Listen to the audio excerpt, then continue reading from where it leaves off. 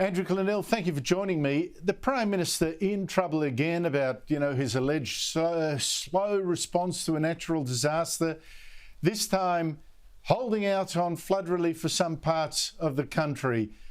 How much truth is there to this? Well, he's held out, but he's held out for a week, hasn't he? So it could be worse. And the announcement today is that those people in those surrounding areas, not just Lismore, will get the assistance. There's all sorts of other assistance announced by the New South Wales Government, including grants of $10,000 and so forth to help move back into your home. So, look, it's just a hiccup as opposed to a big concern. But I think you raise a valid point that he's often late to the party on this stuff. Now, they're kind of blaming the bureaucrats, saying the other areas didn't qualify like Lismore, but where does political sense come into it, Andrew? Rather than technical definitions by bureaucrats. If you've lost your home, you've lost your home. And so I think it was a bit of a mistake.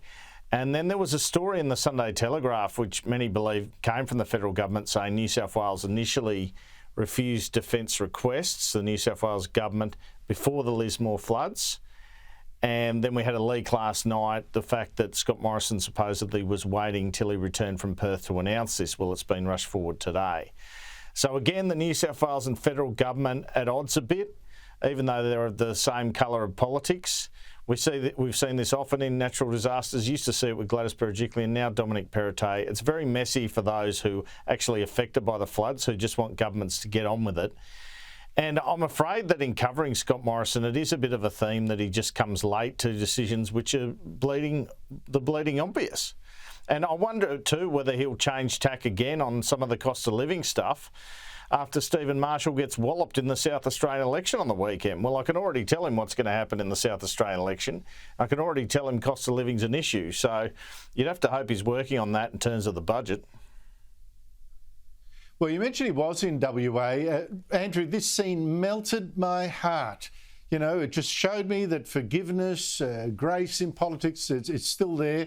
You had the Prime Minister in Perth doing a joint press conference with a man who's been at war with for 2 years, the Premier over there, who's been attacking him as well. I mean, it was just, it was just such a sweet moment. Explain it to us.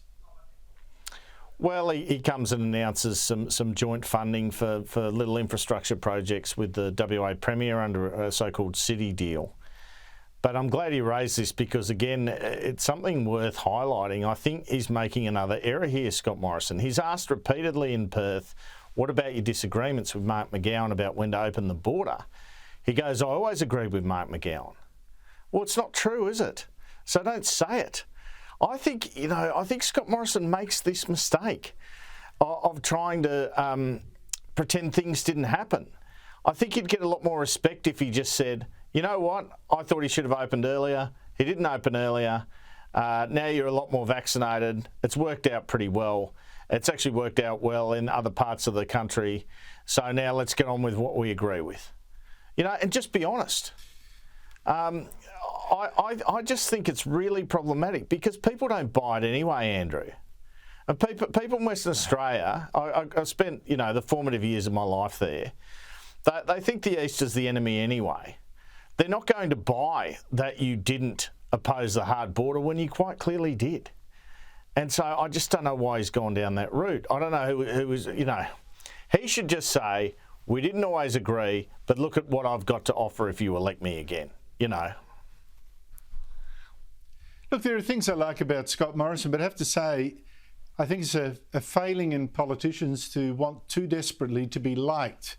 And I think that's one of his issues. Probably more so than, he's dishonest. I think he's just trying too hard to be liked. But good news for him today, unambiguously good news. Unemployment has fallen even lower than people were predicting. It's now 4%, just 4%. The Prime Minister today pointed out how unusual this was. There are around 325,000 more jobs now than there were before the pandemic. The unemployment rate at 4% is the lowest rate that we've seen in almost 50 years. I was 5 years old when we last had an unemployment rate this low. Andrew, this is not just, good news economically, good news for the government. I think it's also moral good news to have so many people now in jobs. I would suspect too that the crime rate, for instance, will fall as well because people in work too busy to do bad stuff. I think this is all good news. But for some reason, the public isn't giving the government ticks for any of this. It's a very unusual situation. Normally, in the old days when we were a lot younger, Andrew, governments lost elections when there was high unemployment, like in 1983 with Malcolm Fraser. So we don't have that. We've got inflation creeping up. We've got labour shortages. We've got issues with COVID, and in certain states like South Australia with the hospital system. As a result, these are things annoying people at the moment. The sort of inflation, cost of living issue.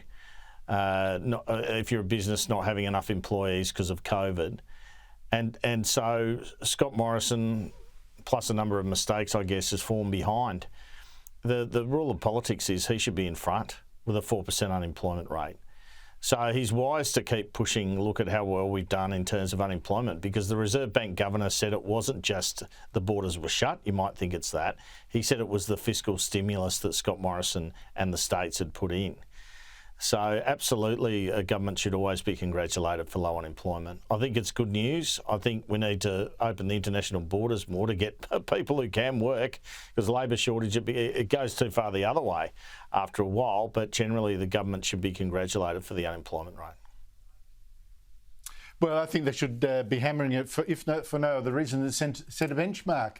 When Labor comes in, well, live up to this unemployment rate, guys. They'll give them an opportunity to attack when Labor's in power, as they almost certainly will be. Andrew Clennell, thank you so much for your time. Thanks, Andrew.